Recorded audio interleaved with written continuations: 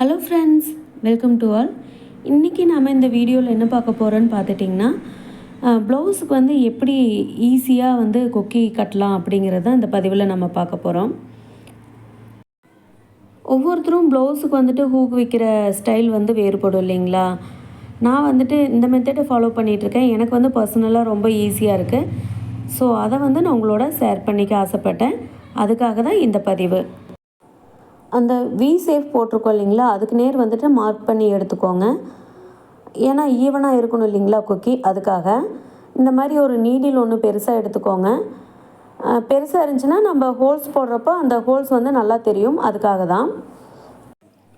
இப்போது first mark பண்ணியிருக்கோம் இல்லைங்களா, அந்த இடத்துல வந்துட்டு நம்ம நீடியில் வந்து இன்சர்ட் பண்ணி எடுத்தோம்னா ஒரு ஹோல்ஸ் கிடைக்கும்.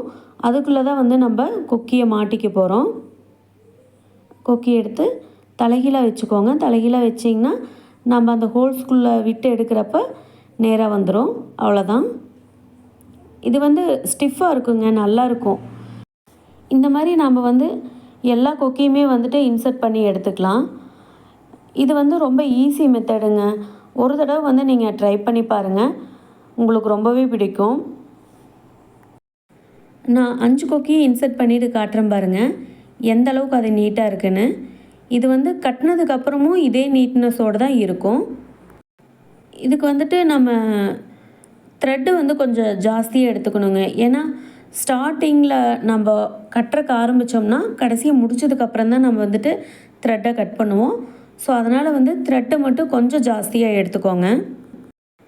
இப்போ வந்து எப்பவும் போல் நம்ம கொக்கி கட்டுவோம் இல்லைங்களா, அதே மாதிரி நம்ம கட்டி எடுத்துக்கலாம்.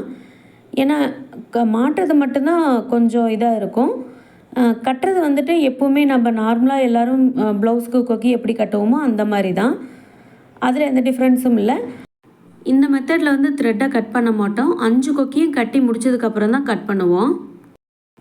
ஹூக் கட்டுறப்போ வந்துட்டு ஒவ்வொரு ஸ்டிச்சஸ்க்கும் வந்துட்டு நல்லா லாக் போடுங்க. எந்த அளவுக்கு நம்ம வந்துட்டு லாக் போடுறோமோ அந்த கொக்கி வந்து அந்த அளவுக்கு ஸ்ட்ராங்காக இருக்கும். நான் வந்துட்டு ஒவ்வொரு ஹோல்ஸ்குள்ளேயும் வந்துட்டு 3 லாக் போட்டுப்பேன். உங்களுக்கு எத்தனை லாக் போடணும்னு நீங்கள் விரும்புகிறீங்களோ அத்தனை லாக் வந்துட்டு நீங்கள் போட்டுக்கலாம்.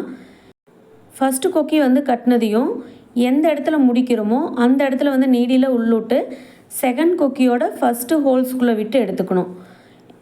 நம்ம வந்துட்டு எந்த இடத்துலையும் நம்ம த்ரெட்டை வந்து கட் பண்ண போகிறதில்ல கட்டி முடிக்கிற வரைக்கும். ஸோ இதே மாதிரி வந்துட்டு ஒவ்வொரு லாக்கும் வந்து போட்டு எடுத்துக்கோங்க. நெக்ஸ்ட்டு வந்துட்டு ரெண்டாவது கொக்கி கட்டிகிட்ருக்கோம். அந்த ரெண்டாவது கொக்கிக்கு வந்துட்டு நம்ம மேலே அந்த மூக்கு பகுதின்னு சொல்லுவோம் இல்லைங்களா, அங்கே வந்துட்டு ஒரு 2 லாக் ஸ்டிச் கொடுத்துக்கலாம். அதுக்கப்புறம் வந்துட்டு அந்த முடித்தோம் இல்லைங்களா, அந்த இடத்துலேருந்து நம்ம டைரெக்டாக வந்துட்டு 3வது கொக்கிக்கு போயிடலாம். அந்த நீடியில் வந்துட்டு எங்கே முடிச்சு லாக் ஸ்டிச் போட்டோம் இல்லைங்களா, அந்த இடத்துலேருந்து இன்சர்ட் பண்ணி அந்த கொக்கிக்கு வெளியே வந்து நம்ம எடுக்கணும். அவ்வளோதாங்க, ரொம்ப சிம்பிள். இதே மாதிரி வந்துட்டு நம்ம 5 கொக்கியை வந்துட்டு நம்ம நல்லா கட்டிக்கலாம். ஃபஸ்ட்டு ஸ்டார்ட் பண்ணுறப்போ எந்த மாதிரி உள்ளே இன்சர்ட் பண்ணி கொக்கிக்கு வெளியே எடுத்தீங்களோ அது வந்து 5வது கொக்கி வரைக்கும் வந்து கண்டினியூ ஆகிட்டே வரும். ஃபைனலாக அந்த 5வது கொக்கி கட்டினதுக்கப்புறம் தாங்க நம்ம வந்து இதில் த்ரெட்டை வந்து கட் பண்ணுவோம்.